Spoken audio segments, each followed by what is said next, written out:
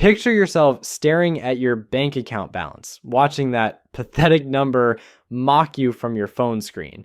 Maybe it's $73.42. Maybe it's $216 if you're having a good month. Either way, that first $1,000 feels about as achievable as climbing Mount Everest in flip-flops.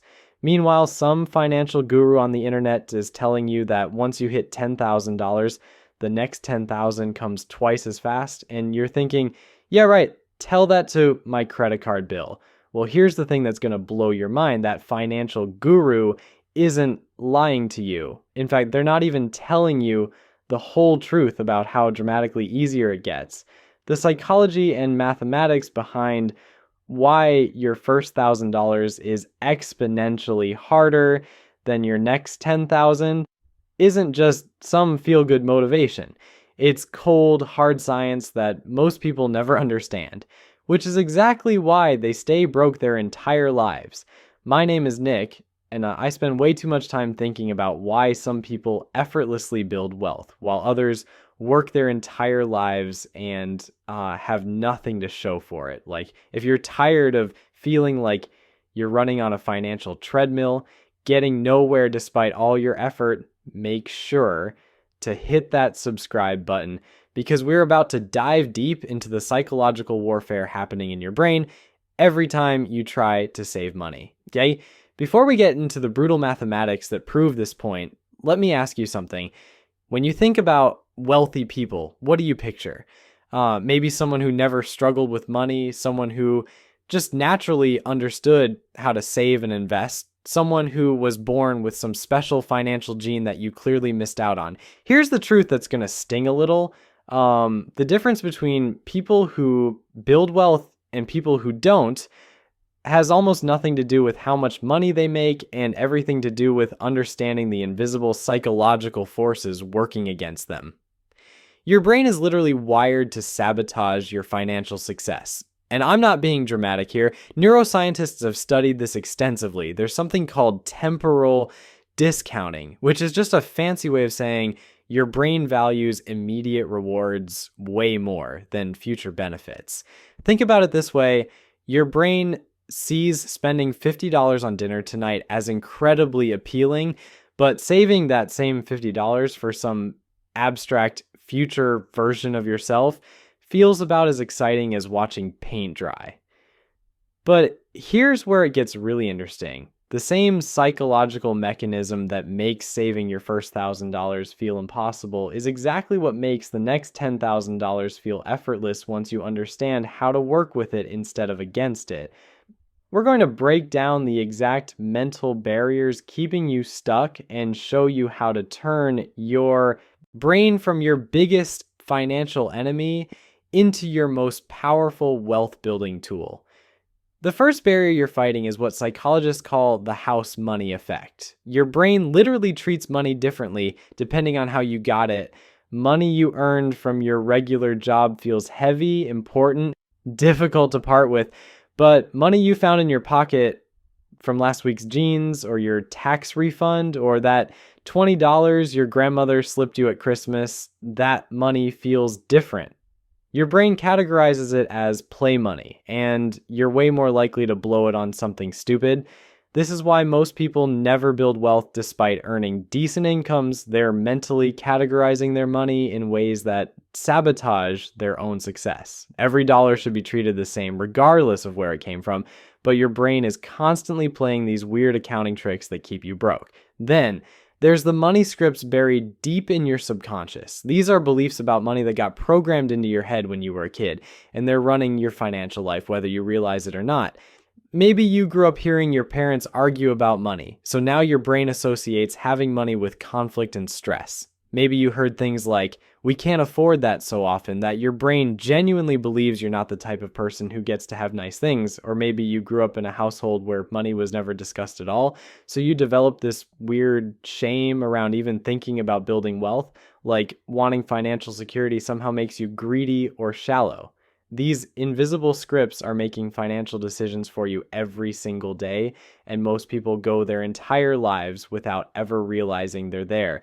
Here's the really messed up part. Your brain has been evolutionarily programmed to keep you alive, not to make you wealthy. For thousands of years, the humans who survived were the ones who grabbed immediate resources when they were available because there was no guarantee those resources would still be there tomorrow.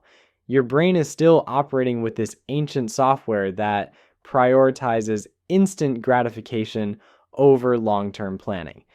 So when you're trying to save money, you're literally fighting against millions of years of evolutionary programming. Your brain is screaming at you to spend that money now on something tangible and immediate, because what if there's no food tomorrow? What if the shelter disappears? What if this opportunity never comes again?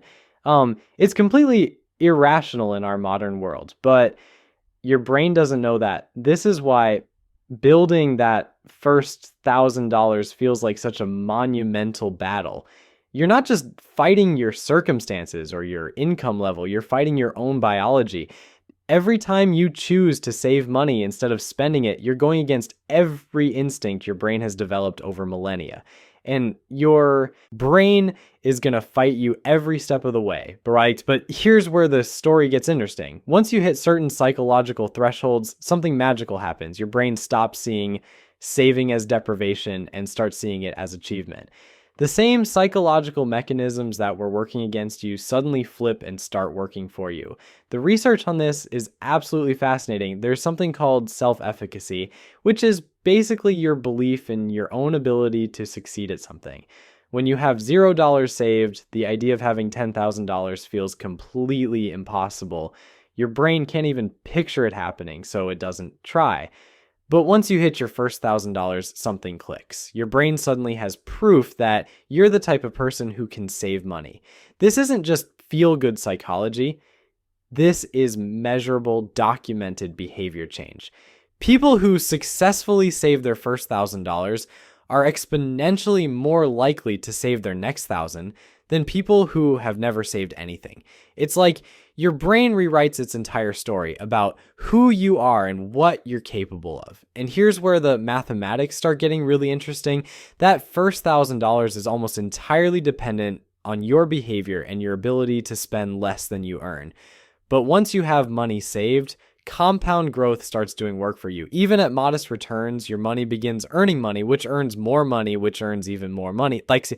Yes, let me show you exactly how this works with real numbers that are going to change how you think about every financial decision you make for the rest of your life. Let's say you decide to save just $100 every single month. I know, you're probably thinking $100 might as well be $100,000 when you're looking at your current budget. But stick with me here because the math is about to get absolutely wild. At $100 per month, it takes you exactly 10 months to save your first $1,000. 10 months of saying no to things you want. 10 months of feeling like you're making zero progress. 10 months of your friends thinking you've lost your mind because you won't go out to eat anymore. Those 10 months feel like an eternity because your brain is constantly reminding you of all the stuff you could be buying instead. But here's where things start getting interesting. That same $100 per month, after you've already got some money working for you, starts behaving completely differently. Let's say you keep saving that $100 monthly, but now you're earning a conservative 7% annual return on your investments. Nothing crazy, just basic stock market returns that have been happening for decades. Your second $1,000 takes about 9 months instead of 10. Your brain barely notices this difference, but the pattern has already started. So your third 1,000 takes 8.5 months. Your fourth 1,000 takes just under 8 months. By the time you're working on your $10,000, it's taking you less than 6 months to save each additional 1,000. But this is where most people's brains explode because we're not just talking about the time it takes anymore. We're talking about the fact that your money is literally working harder than you are while you're sleeping, while you're at your day job complaining about your boss, while you're binge watching Netflix. Your investments are out there making money. By the time you hit $10,000 saved and invested, something absolutely mind-blowing happens. Your investments start generating enough returns that They're doing a significant portion of the heavy lifting. At 7% annual returns, your $10,000 is earning about $700 per year without you doing anything. That's like getting almost 2 months of your $100 monthly savings for free.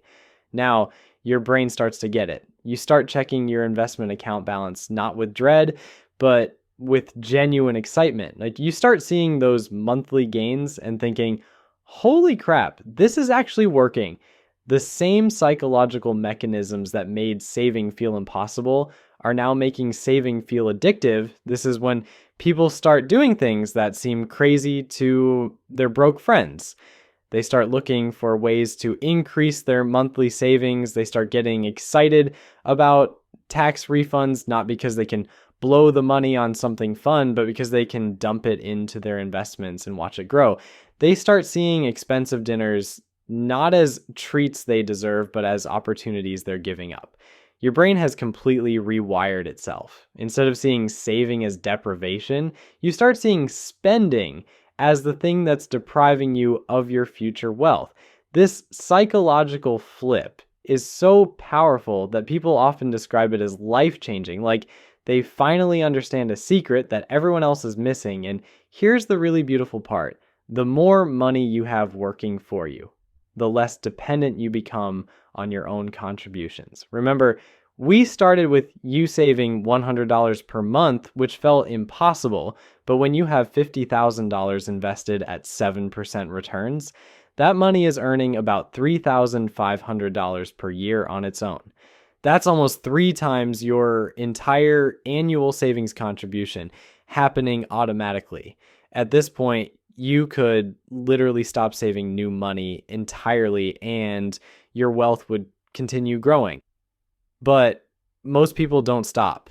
They get so excited by watching their net worth climb that they start saving even more aggressively. They realize they're not just building money, they're building freedom.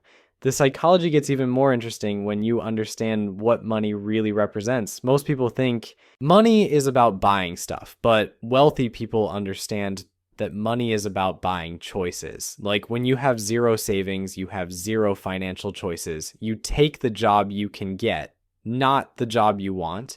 You live where you can afford, not where you want to live. You make decisions based on what you can afford this month, not what's best for your future. But when you have $10,000, $20,000, $50,000 saved, you suddenly have options. You can take risks that broke people can't afford to take. You can quit a job that's making you miserable because you have a buffer. You can invest in yourself, start a business, or take advantage of opportunities that require upfront capital. This is why wealthy people say the first 100,000 is the hardest to save. It's not just about the compound interest, though that's certainly part of it. It's about the psychological transformation that happens when you prove to yourself that you're capable of building wealth. Your entire relationship with money changes. Most people never experience this transformation because they give up during those brutal first 10 months. They look at their pathetic savings account balance and think, this isn't working. They don't realize they're literally months away from the psychological breakthrough that would change their entire financial trajectory. The people who push through those first few $1,000s discover something that seems almost magical, but is actually just mathematics and psychology working together. They discover that building wealth isn't about making huge sacrifices forever. It's about making small sacrifices temporarily until compound growth takes over and starts doing most of the work. But here's what nobody talks about when they're explaining compound interest. The real power isn't just in the mathematical growth. The real power is in how it changes your behavior once you see it working. People who successfully build wealth don't just save money and forget about it. They become obsessed with optimization. They start looking for ways to increase their income specifically so they can invest more. They start paying attention to fees and tax implications because they realize Those seemingly small differences compound over decades. They start making financial decisions based on their future wealth rather than their current circumstances. This behavioral change is so profound that it often affects every area of their life. They become more intentional about how they spend their time because they understand that time and money are connected. They start thinking long term about everything, not just their finances. Meanwhile, their broke friends are still making the same financial decisions they made 5 years ago, wondering why nothing ever changes. They're still buying lunch every day because it's only $8. They're still financing cars they can't afford because the monthly payment seems manageable. They're still living paycheck to paycheck despite getting multiple raises because they've never learned the difference between looking wealthy and actually being wealthy. The really frustrating part is watching these same friends complain about money constantly while doing absolutely nothing to change their situation. They'll spend $40 on drinks, they'll pee out in 3 hours, then claim they can't afford to save $20 a month. They'll buy a $1,000 phone on a payment plan, then say investing is too risky. The cognitive dissonance is absolutely stunning. But here's something that's going to make you either laugh or cry, depending on your current situation. The average American spends more money on coffee in a year than they have in their emergency fund. Let that sink in for a minute. People are literally more committed to their caffeine addiction than they are to their financial security. And then they wonder why they feel anxious about money all the time. This isn't about shaming people for buying coffee, by the way. This is about understanding that small financial decisions compound just like investments do, except they compound in the wrong direction. That $5 latte every weekday adds up to $1,300 a year. $1,300 that disappears forever, providing nothing but temporary satisfaction and a mild energy boost. Now imagine if that same $1,300 went into investments earning 7% annually. After 10 years, it would be worth over $18,000. After 20 years, it would be worth over $53,000. That daily coffee habit literally costs you $53,000 in future wealth. Suddenly, making coffee at home doesn't seem like such a sacrifice, does it? But this is where most financial advice completely misses the point. Financial experts love to shame people about their spending habits without understanding the deeper psychological issues at play. They'll tell you to skip the lattes and bring lunch to work, but they won't explain why your brain is so resistant to these changes or how to actually make them stick. The truth is, most people's spending isn't about the money at all. It's about emotion. They're buying lunch because they hate their job, and that 20-minute break feels like the only good part of their day. They're buying clothes they don't need because shopping gives them a temporary hit of dopamine in an otherwise depressing routine. They're going out to bars because they're lonely, and spending money feels like the only way to have a social life. Understanding this is crucial because you can't solve an emotional problem with a mathematical solution. Telling someone who's buying happiness to just stop spending money is like telling someone who's drowning to just stop getting wet. It completely misses the underlying issue. This is why the first $1,000 is so psychologically challenging. You're not just changing your spending habits. You're changing your entire relationship with money and emotions. You're learning to find satisfaction in delayed gratification instead of instant pleasure. You're rewiring decades of conditioning that taught you spending money equals feeling better. The people who successfully make this transition don't do it through willpower alone. They do it by replacing their spending habits with saving habits that provide similar emotional rewards. Instead of getting excited about buying something new, they get excited about watching their investment balance grow. Instead of feeling good about treating themselves to dinner out, they feel good about adding another $100 to their portfolio. This psychological shift is so powerful that it often happens without people even realizing it. One day they're checking their investment account and they notice they're more excited about a $200 gain in their portfolio than they would be about spending $200 shopping. That's the moment when building wealth stops feeling like a sacrifice and starts feeling like a game they're winning. And here's where the mathematics get absolutely ridiculous in the best possible way. Once you have $20,000 invested, your money is earning about $1,400 per year. At 7% returns, that's more than most people spend on coffee, lunch, and impulse purchases combined. Your money is literally funding your lifestyle while continuing to grow. At $50,000 invested, your returns are about $3,500 annually. That's almost $300 per month that you're earning while you sleep. At this point, your investments are generating more passive income than most people save from their active income. You've essentially created a part-time job that never calls in sick, never asks for time off, and works 24 hours a day. So there you have it. Your first $1,000 isn't just harder because of the math. It's harder because you're literally fighting your own brain's ancient programming while building completely new psychological pathways.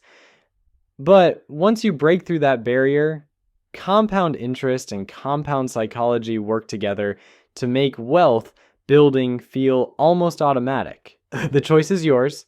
You can keep making excuses about why this won't work for you, or you can start that brutal but brief battle against your own impulses. Your future millionaire self is waiting,